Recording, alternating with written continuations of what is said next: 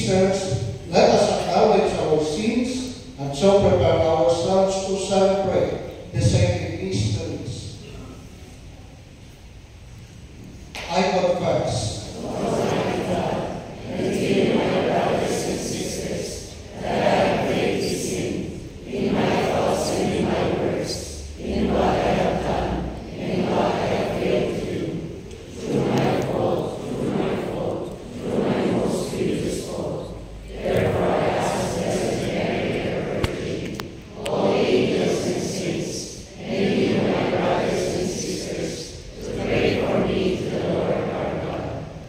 May Almighty God have mercy on us, forgive us our sins, and bring us to everlasting life. Amen.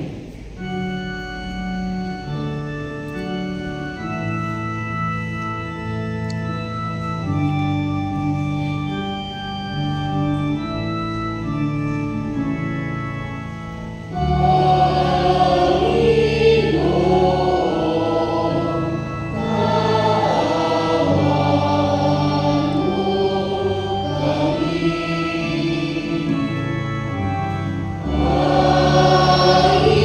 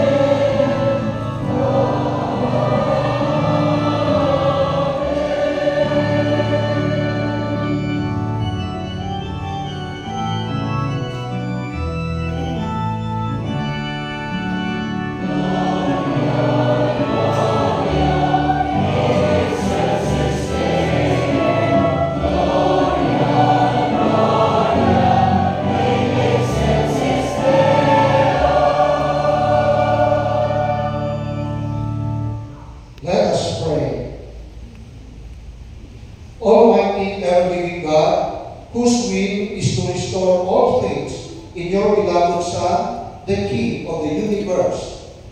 Grant, we pray, that the whole creation, set free from slavery, may render your majesty, service, and ceaselessly proclaim your praise. Through our Lord Jesus Christ, your Son, who lives and reigns with you in the unity of the Holy Spirit, God, forever and ever. Amen.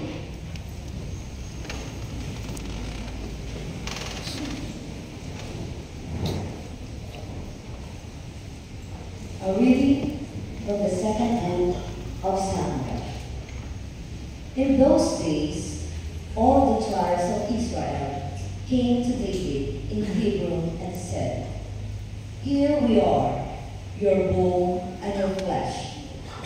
In days past, when Saul was our king, it was you who led the Israelites out and brought them back. And the Lord said to you, 'You shall shepherd my people Israel, and shall be commander of Israel.' When all the elders of Israel came to David in Hebron, King David made an agreement with them there before the Lord, and they anointed him king of Israel." The word of the Lord. Thanks be to God.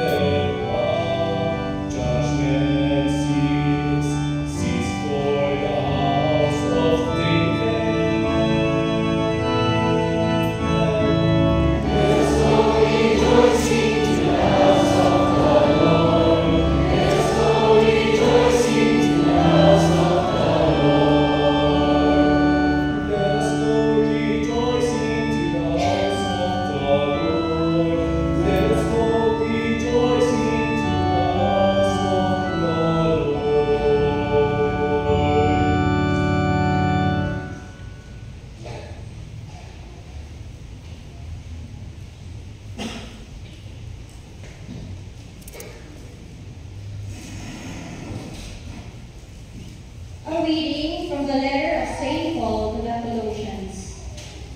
Brothers and sisters, let us give thanks to the Father, who has made you fit to share in the inheritance of the holy ones in light. He delivered us from the power of darkness and transferred us to the kingdom of his beloved Son, in whom we have redemption, the forgiveness of sins. He is the image of the invisible God, the firstborn of all creation. For in him were created all things in heaven and on earth, the visible and the invisible, whether thrones or dominions, or principalities or powers. All things were created through him and for him. He is before all things, and in him all things hold together. He is the head of the body, the church. He is the beginning, the firstborn from the dead, that in all things he himself might be preeminent. For in him all the fullness was pleased to dwell, and through him to reconcile all things for him, making peace by the blood of his cross through him, whether those on earth or those in heaven. The word of the Lord. Thanks be to God. We all stand.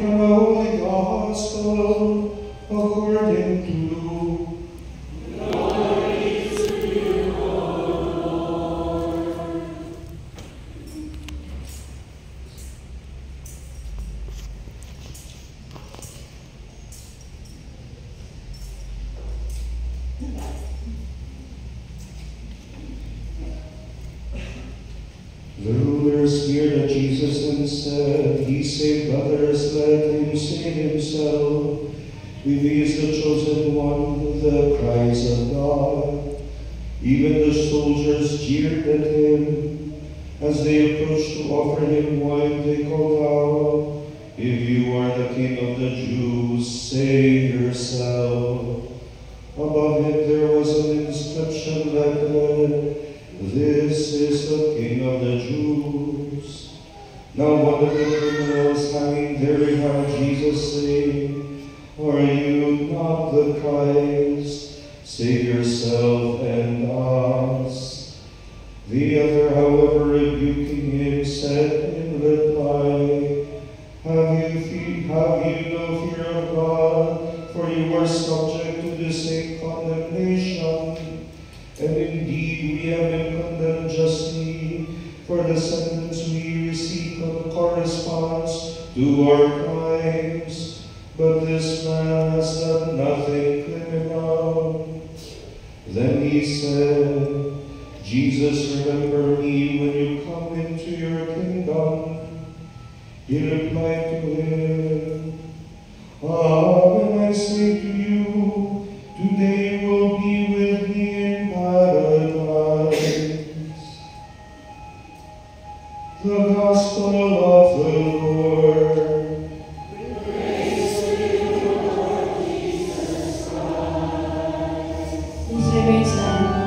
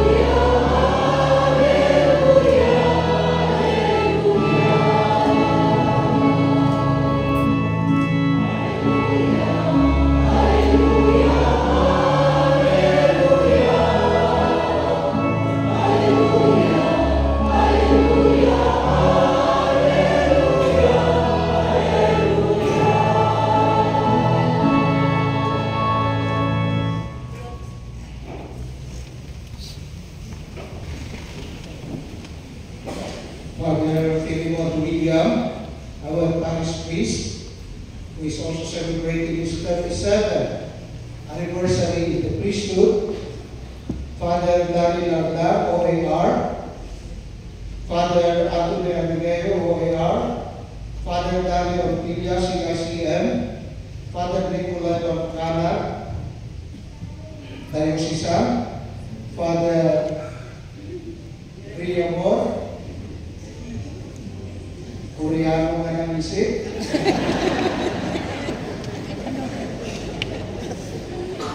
Brothers and sisters in Christ, good afternoon po sa inyo lahat. Dalawa po ang sineselebrate natin ngayon. Ang una ay itong 37 sacerdotal anniversary ni Father Lee. At ang pangalawa ay the solemnity of Christ, the King of the universe. Mayroon lang po akong sasabihin na few points regarding Father Lee. Kasi si Father Lee, kilala ko dahil po magkasama kami na nag-aaral sa San Pablo Seminary. Pero dahil ako sa kanya, huwag nilang tanungin kung ilang years ang namin. Basta napakabot kami. Okay. At I remember, si Father Lee noon, he was young and handsome.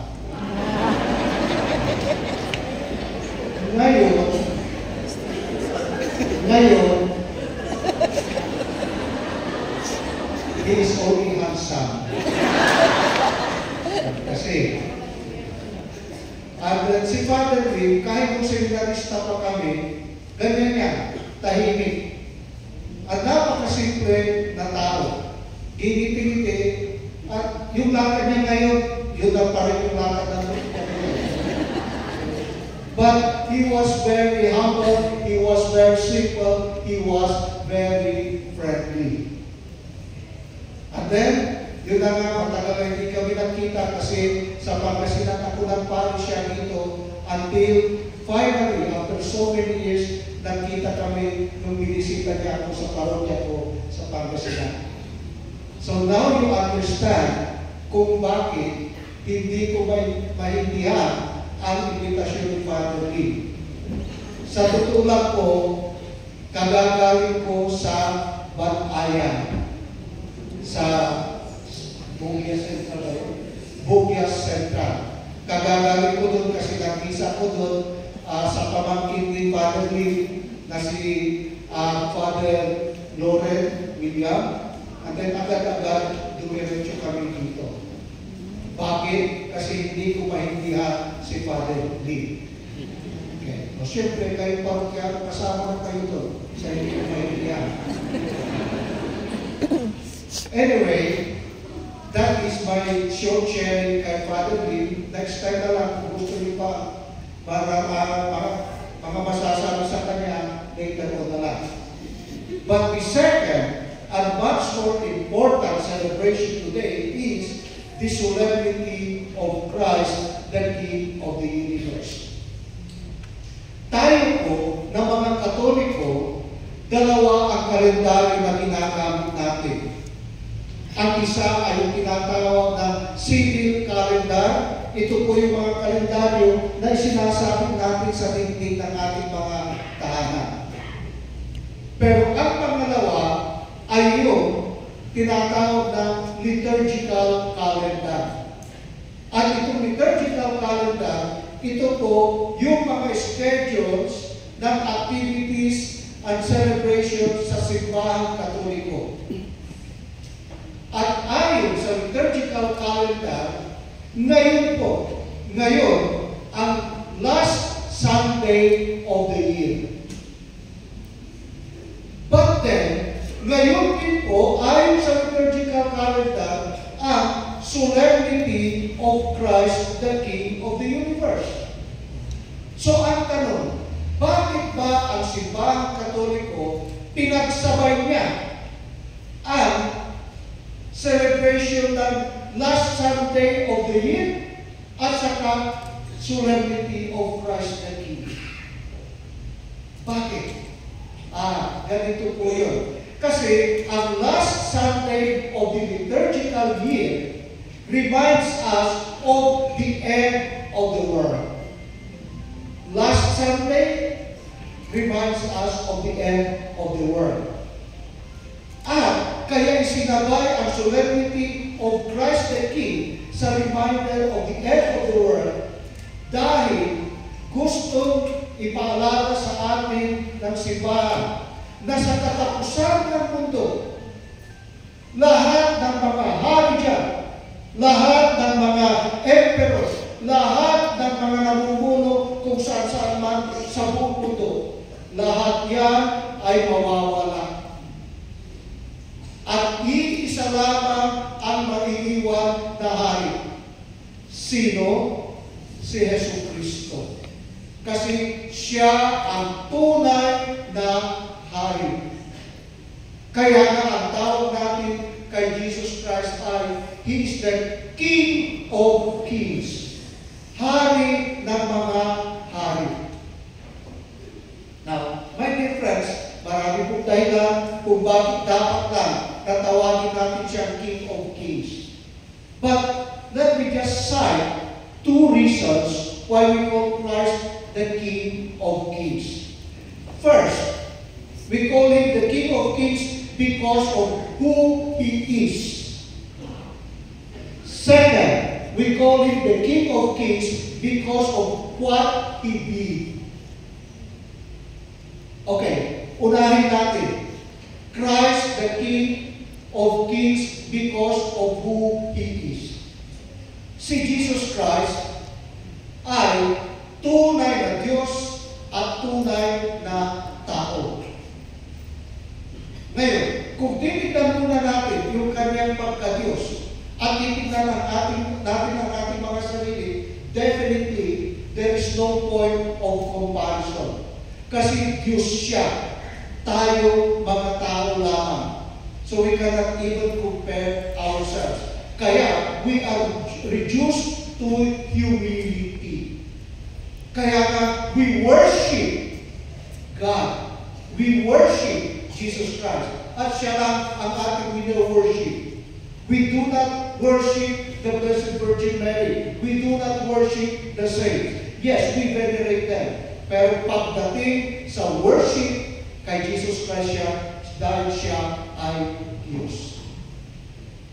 Ngayon, kung titignan na naman natin ang kanyang pagiging tao, then hindi pa rin natin maihambing ang ating mga sarili. Kasi iba-iba ang humanity ni Jesus Christ. Bakit? Tingnan nyo, kung si Jesus Christ bilang tao ay magmahal, ang kanyang pagmamahal ay unli. Ibinibigay niya ang buong sarili niya, walang sukatan. A complete proof, yan.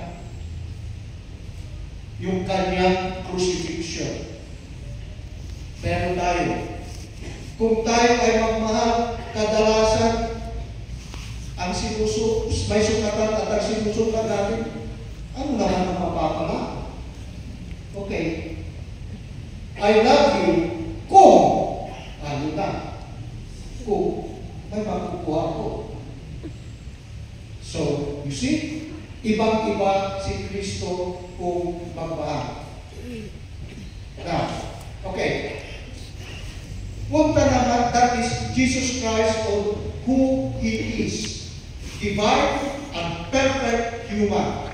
Actually, well, katulad natin siya in everything. Pwera lang sa kasalanan. Kasi tayo ang makasalanan, siya walang kasalanan. Okay. So that is who Jesus is. Punta naman tayo sa pangalawa. We call Him the King of Kings because of what He did. Okay. Ito muna. Para mas may paliwanag ko po ang ibig kong sabihin sa what He did. Gagamit muna tayo ng comparison mula sa history of the United States of America. At ito po, dati-dati sa USA, napakalakas ng diskriminasyon between the white Americans at saka yung mga black. At doon, ang turing ng mga white sa mga black ay, diyan lang kayo, dito kami sa taas, diyan lang kayo. In fact, ang tawag nila sa mga itim ay Negro. At kapag sinabing Negro, para sa kanila, ang ibig sabihin niya ay isa ka lang na slave. Alipin ka namin. Negro ka eh. Pangalawa, dahil alipin ang turing sa inyo, dapat lang ay hindi tao, kung hindi matilyaw na bagay lang kayo. Kasi alipin namin kayo. At dahil matilyaw na bagay lang kayo, ang ibig sabihin yan, hindi kayo dapat ituring na mga tao. So you see, napakababa ng tingin nila sa mga black Americans that time. This was the situation until naging presidente ng Amerika si Abraham Lincoln. At si Abraham Lincoln made a proclamation which he called Emancipation Law. At doon sa batas na yun, Abraham Lincoln declared, magmula ngayon, pantay na ang mga white Americans at mga black Americans. Magmula ngayon, hindi dapat ituring ang mga black Americans na alipin. Magmula ngayon, hindi sila dapat ituring na material na bagay lang dyan. Magmula ngayon, dapat ituring sila bilang tao. At dahil dyan, nagkaroon na ng equality between the whites and the black Americans. At yun ang napakalaking, pinakamalaking contribution ni Lincoln sa American history. Pero hindi nagtagal, habang siya ay nagpapupa bilang presidente, Abraham Lincoln was assassinated. Pinatay siya.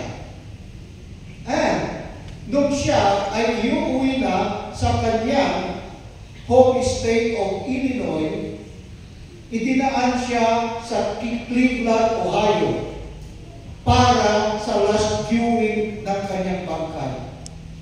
So as expected, napakahaba ng linya ng mga tao na gusto makita si Lincoln for the last time. Kabilang sa mga nakalinya doon ang isang babaeng black American, dala-dala ang kanyang batang anak na black din. So, pumila itong bagnanay until nung matapat sila doon sa coffin ni Abraham Lincoln, si nanay, itinas niya ang kanyang anak, tinanggal niya, and then sinabi niya sa kanyang anak, look at him, my son, because this man died for you. That was the biggest compliment na ibinigay ng isang black American kay Abraham Lincoln. Now, my dear friends, maaaring sasabihin nyo, oo nga, napakalaki ang naitulong ni Lincoln sa mga black Americans. Pero alam niyo, my dear friends, kung titignan natin yung ginawa ni Lincoln at iambit natin sa ginawa ng ating Panginoon, maliit na bagay yung ginawa ni Abraham Lincoln. One, okay, it is true that Lincoln freed the black Americans. But si Jesus Christ freed the whole humanity. Buong sanlibutan. He freed us all.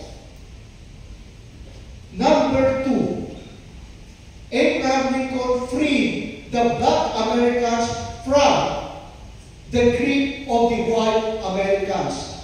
Tama na naman yun. see Jesus Christ freed the whole humanity from the grip of Satanas.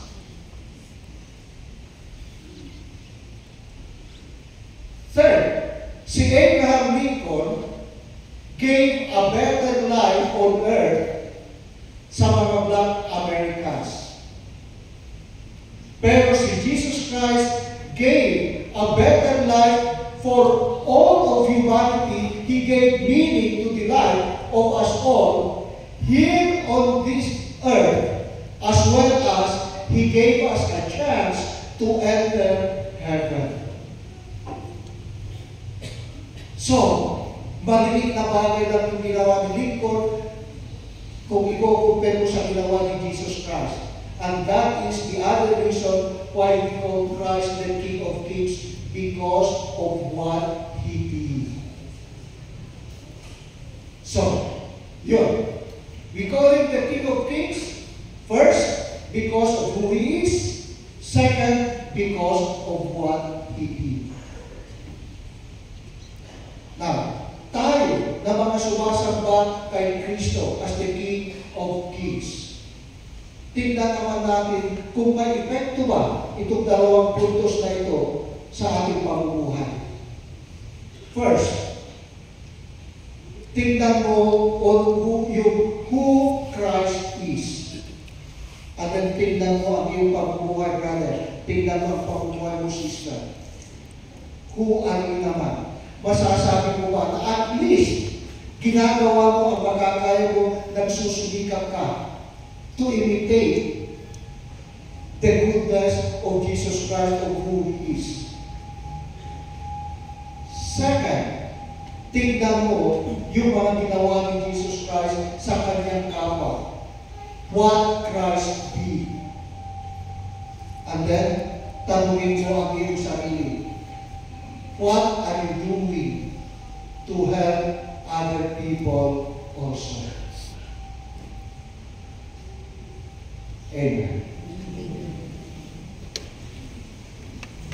I believe in God, Father Almighty, creator of heaven and earth, all things visible and invisible.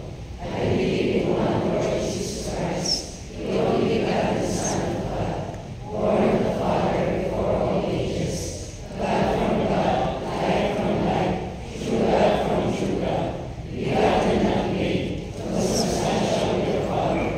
Through Him all things were made. For us men, for our salvation, He came down from heaven, and by the Holy Spirit was incarnate of the Virgin Mary, and became man. For our sake He was crucified under Pontius Pilate. He suffered death and was buried, and rose again on the third day, in accordance with the Scriptures. He ascended into heaven, and is seated at the right hand of the Father. He will come again in glory to judge the living and the dead, and His kingdom will have no end.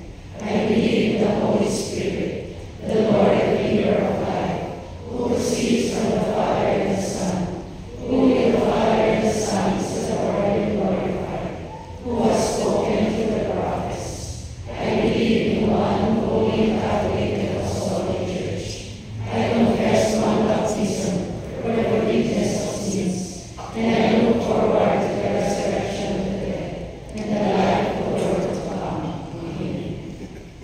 through His Godhead, the Lord Jesus reigns over all creation.